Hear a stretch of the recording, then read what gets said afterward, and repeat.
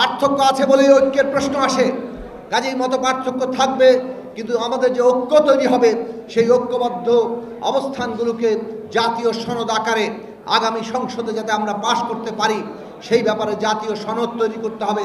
জাতীয় সনদ একটা অর্ডিন্যান্স জারি করতে হবে যাতে আগামী সংসদ ন্যূনতম সময়ের মধ্যে এই সমস্ত পরিবর্তনগুলোকে বাস্তবায়ন করতে পারে।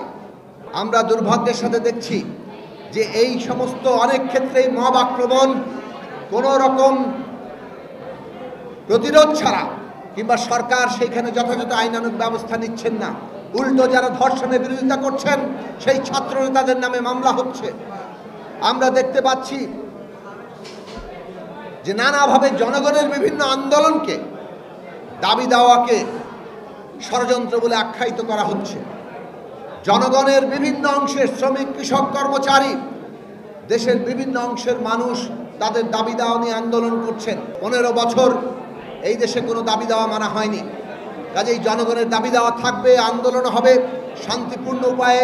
জনগণের দাবিকে আমরা সামনে আনার জন্য বলি, কিন্তু এই সমস্ত দাবি দাওয়া সরকার যত দ্রুততার সাথে বিবেচনা করবেন ততই জনগণের বিভিন্ন অংশকে আমরা ঐক্যবদ্ধ করতে পারবো, অভ্যুত্থানকে রক্ষা করতে পারবো এবং তাকে শেষ পর্যন্ত একটা গণতান্ত্রিক নির্মাণের দিকে নিয়ে যেতে পারবো।